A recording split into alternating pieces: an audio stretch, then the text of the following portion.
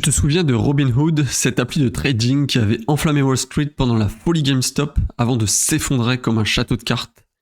Eh bien, elle vient de signer l'un des plus gros retournements de situation de l'année. Plus 100% de revenus en un an, plus 270% de bénéfices, et une valorisation qui grimpe à toute vitesse pendant que tout le monde regarde ailleurs. Aujourd'hui, Robinhood, c'est 11 lignes de business rentables, 3,9 millions d'abonnés payants, et un modèle qui commence à ressembler beaucoup plus à celui d'une banque du futur qu'à une simple appli de trading. Mais est-ce que ce rebond est durable ou juste une illusion portée par la hausse des marchés et la hype des cryptos? Donc dans cette vidéo, on va décortiquer tout ça ensemble, le vrai business model derrière Robinhood, ses chiffres du dernier trimestre, et surtout donc si l'action mérite une place dans ton portefeuille à long terme. Allez, accroche-toi parce que Robinhood n'est plus le meme stock qu'on croyait, et ce que tu vas découvrir pourrait bien te surprendre.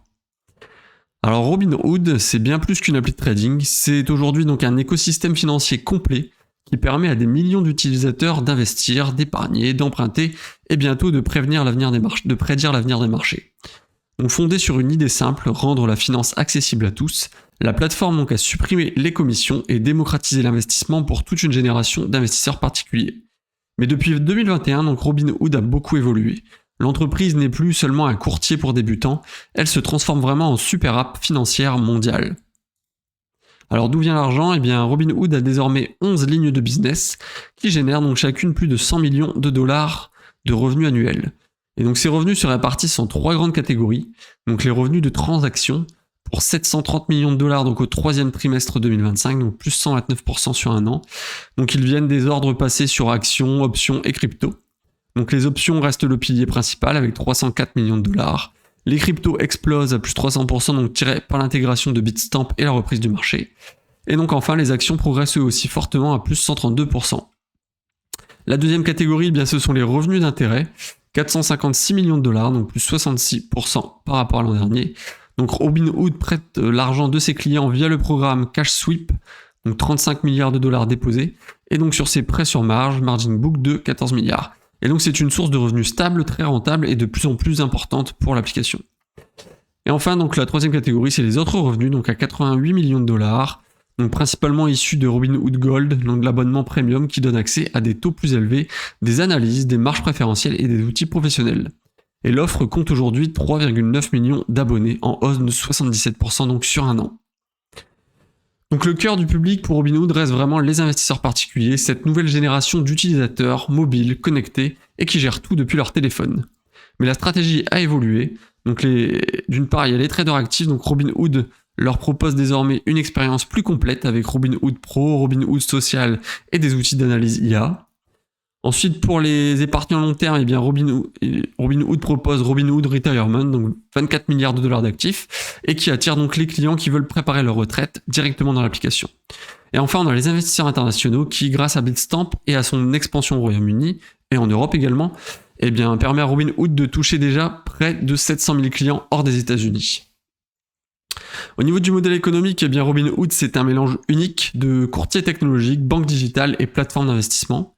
Son modèle repose donc sur plusieurs moteurs, les frais de transaction indirects, les marges d'intérêt sur les dépôts et les prêts aux clients, un abonnement récurrent donc via Robinhood Gold et enfin des services premium en développement, donc Robinhood Stratégie pour de la gestion active digitale, Robinhood Banking et bientôt Robinhood Ventures. En clair, c'est plus qu'un simple intermédiaire. Robinhood cherche vraiment à capter chaque étape du cycle de vie financier de ses utilisateurs, du premier investissement à la gestion patrimoniale complète. Donc en résumé, Robinhood n'est plus seulement l'appli qui a fait sauter les frais, c'est vraiment maintenant une mini banque d'investissement de nouvelle génération, avec une croissance explosive, des revenus diversifiés et une ambition claire, devenir la plateforme financière tout en un de demain. Maintenant, est-ce que Robinhood gagne enfin de l'argent? Eh bien oui, et pas qu'un peu, puisqu'après des années de perte et de doute, eh bien Robinhood est redevenu une machine à cash. Au troisième trimestre 2025, donc Robinhood a réalisé 1,27 milliard de dollars de revenus, soit plus 100% sur un an. Et c'est le quatrième trimestre consécutif de croissance à deux chiffres, porté par l'explosion du trading crypto, donc plus 300%, la hausse des revenus d'intérêt et la montée en puissance de son abonnement Robinhood Gold, donc plus 77% d'abonnés. Et donc chaque ligne du business progresse, et surtout Robinhood est désormais rentable sur tous ses segments.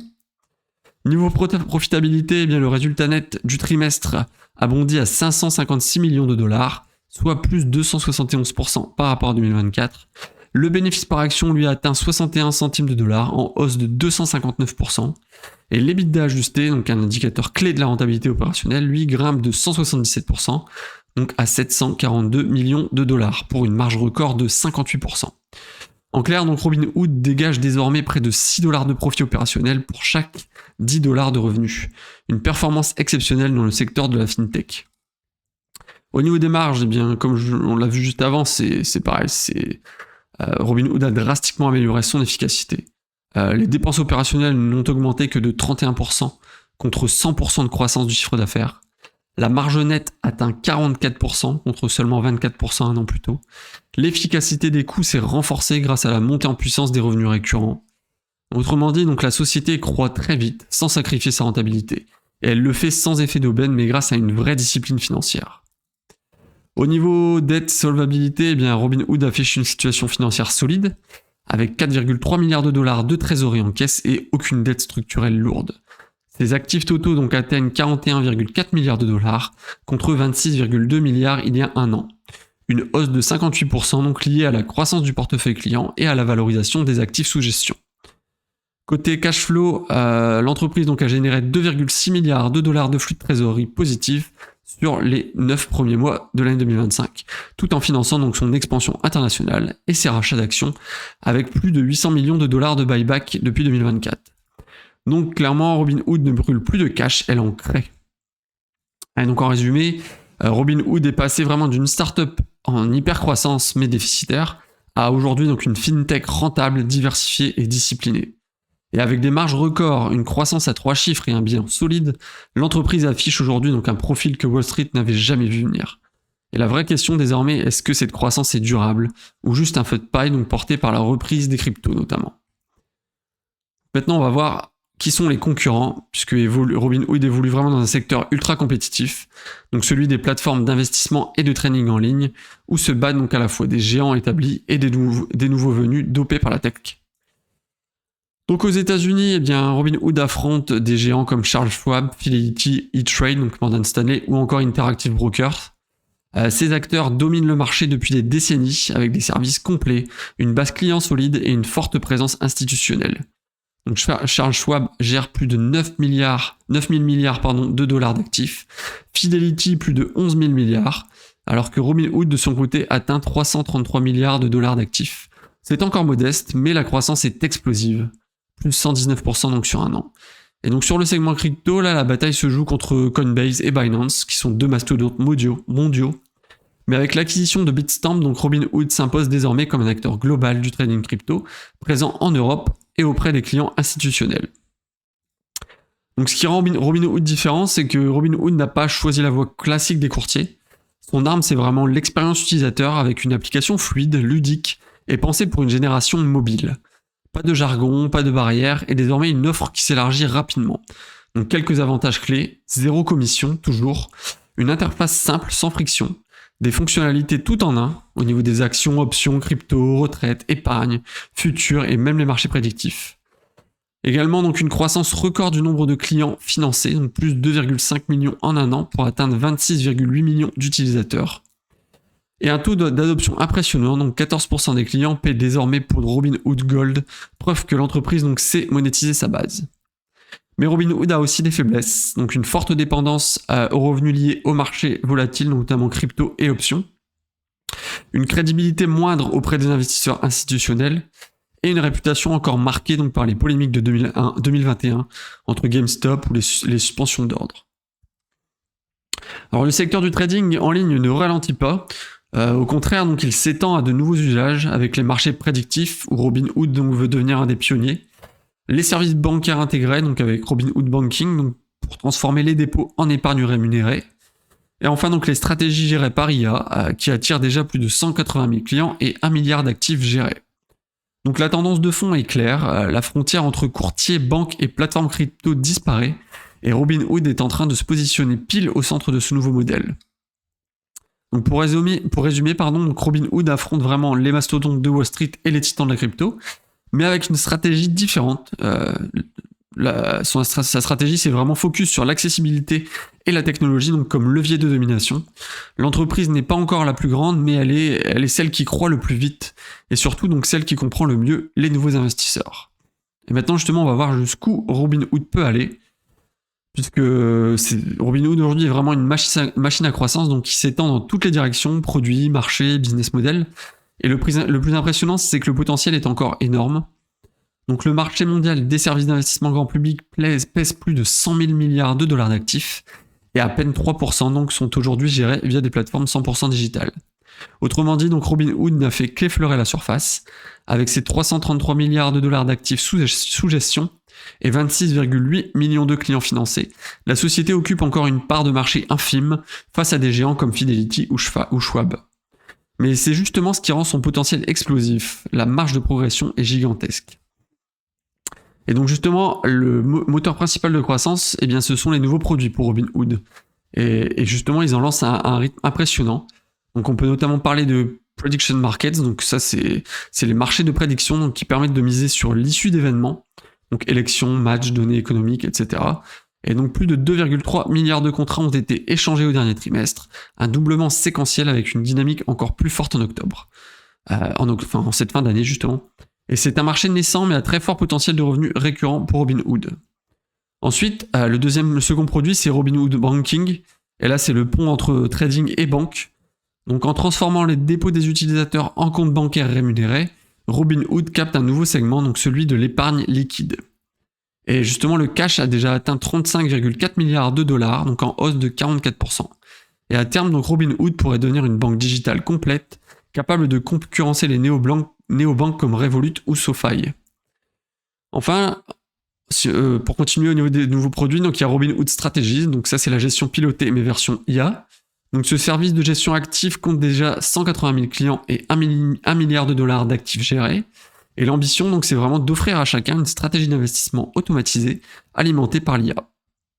Et enfin, le quatrième et dernier produit, eh bien, c'est le rachat de Bitstamp et l'expansion internationale, puisque grâce au rachat de Bitstamp, donc Robinhood s'est propulsé dans 70 pays, et près de 700 000 clients viennent désormais du Royaume-Uni et de l'Union européenne. Et donc l'entreprise y a lancé des futurs cryptos, des stock tokens et des outils IA de suivi de marché. Donc Robinhood devient peu à peu vraiment un acteur mondial, avec une offre cohérente et intégrée. Au niveau des projections des analystes, eh bien, ils anticipent une croissance moyenne de 25 à 30% par an sur les 3 prochaines années. Les revenus pourraient dépasser les 5 milliards de dollars dès 2026, selon les estimations internes. Et avec une marge opérationnelle déjà à 58%, cette croissance pourrait rapidement se transformer en bénéfice record. Donc les catalyseurs sont nombreux, la monétisation des nouveaux services, donc l'augmentation de la valeur moyenne par utilisateur. Donc aujourd'hui on est à 191 dollars d'ARPU, donc de revenus annuels par utilisateur. Et donc le dernier point c'est la montée en puissance des clients internationaux. Donc pour résumer le potentiel de Robinhood, aujourd'hui c'est vraiment l'histoire d'une startup devenue une fintech globale. En 3 ans donc elle est passée du chaos post-GameStop à une croissance maîtrisée et rentable. Et le vrai potentiel est encore devant, avec un marché mondial colossal, une base d'utilisateurs jeunes et fidèles, et une capacité d'innovation qui ne faiblit pas. Donc aujourd'hui, Robinhood ne se contente plus de démocratiser la bourse, elle est vraiment en train de réinventer la façon dont on gère son argent, et cette révolution donc ne fait que commencer. Mais tout n'est pas rose, on va voir maintenant ce qui pourrait mal tourner, puisque même si Robinhood a retrouvé la croissance, la rentabilité et l'attention des investisseurs, l'histoire n'est pas sans risque. Car derrière les chiffres impressionnants, donc plusieurs fragilités demeurent. Donc le premier risque, eh bien, forcément, c'est la concurrence féroce, puisque le secteur du trading en ligne est l'un des plus compétitifs au monde.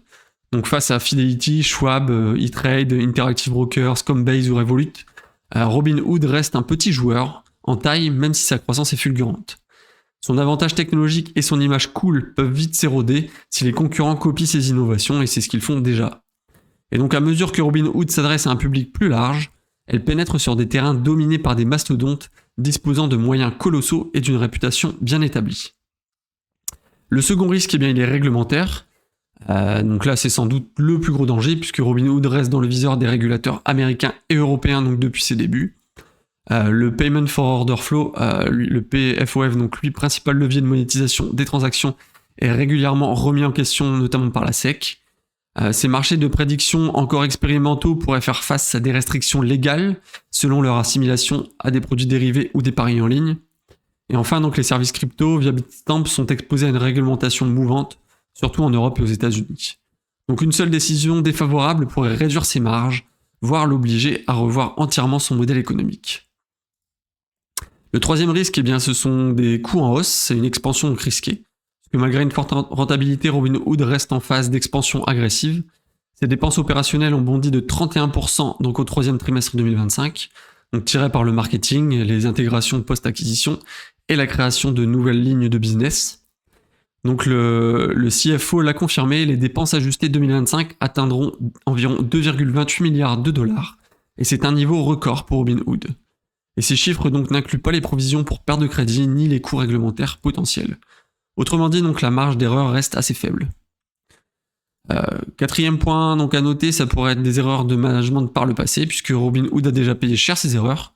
Donc comme on a déjà parlé un peu avant, donc on peut se souvenir donc de GameStop en 2021. L'entreprise avait bloqué les ordres d'achat, donc provoquant un scandale mondial, et donc écopé de plus de 100 millions de dollars d'amende et de perte de crédibilité. Et depuis, donc la direction a redressé la barre avec une exécution bien plus disciplinée. Mais cette histoire donc rappelle une chose, Robinhood reste une entreprise jeune et encore en apprentissage face aux géants institutionnels.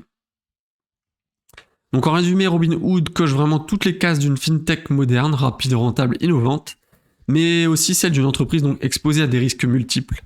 Donc une concurrence intense, une régulation mouvante, une expansion coûteuse et une dépendance au marché. Donc c'est un équilibriste brillant, mais toujours à la merci du moindre faux pas. Et dans la finance, donc les chutes peuvent être très brutales. Alors on va passer au verdict. Donc maintenant, pour conclure, donc au niveau du verdict de Robinhood, clairement cette année Robinhood a surpris tout le monde. De symbole de la spéculation pendant la bulle GameStop, elle est devenue une fintech rentable, innovante et en croissance à 3 chiffres. Mais est-ce que c'est suffisant pour en faire une action à acheter aujourd'hui ? Donc les fondamentaux sont solides, les chiffres du troisième trimestre parlent d'eux-mêmes, un chiffre d'affaires à 1,27 milliard de dollars, à plus 100% sur un an, des résultats nets à 556 millions de dollars, une marge opérationnelle ajustée à 58%, 3,9 millions d'abonnés à leur offre Gold, et donc surtout Robinhood n'a quasiment pas de dette et détient plus de 4,3 milliards de dollars de cash. Donc c'est vraiment une base financière saine et rare dans le secteur des fintech. Et au niveau du potentiel de croissance, eh bien, il reste énorme. Avec ses 333 milliards de dollars d'actifs sur sa plateforme et une présence encore limitée face aux géants, Robinhood ne représente qu'une fraction d'un marché de plus de 100 000 milliards de dollars. Donc son expansion dans la banque digitale ou encore la gestion pilotée ou les marchés de prédiction lui ouvrent des relais de croissance inédits. Donc autrement dit, Robinhood devient vraiment peu à peu un véritable écosystème financier et pas juste une appli de trading. Mais forcément, donc, le risque reste réel, le titre reste volatile et dépendant des marchés. Un retournement sur les cryptos, une récession mondiale pourrait rapidement freiner les volumes de trading. Le risque réglementaire est aussi bien présent et donc les dépenses d'expansion sont également en hausse et donc doivent être absolument maîtrisées. Donc en clair, Robinhood exécute bien, mais elle marche encore sur un fil. Donc mon verdict aujourd'hui, Robinhood coche presque toutes les cases d'un compounder. Croissance rapide, rentabilité prouvée, diversification de business et base de clients jeunes, fidèles et en forte expansion. Mais le marché a déjà beaucoup anticipé cette croissance. Aujourd'hui, le prix de l'action, au moment où j'enregistre la vidéo, il me semble que l'action est au prix de 123 $. Et donc clairement à plus de 100 $ par action, le titre n'est pas du tout une aubaine à court terme. Pour moi, une zone d'entrée vraiment intéressante se situerait autour des 80 à 85 $. Et ce serait vraiment un niveau qui offrirait une marge de sécurité cohérente par rapport à la volatilité du titre. Et pour un investisseur long terme, Robinhood mérite clairement une place dans un portefeuille orienté fintech, innovation et croissance durable. Mais il faut savoir acheter sur faiblesse, pas dans l'euphorie. Donc en résumé, pour moi, Robinhood, ça peut être un achat très intéressant pour du long terme.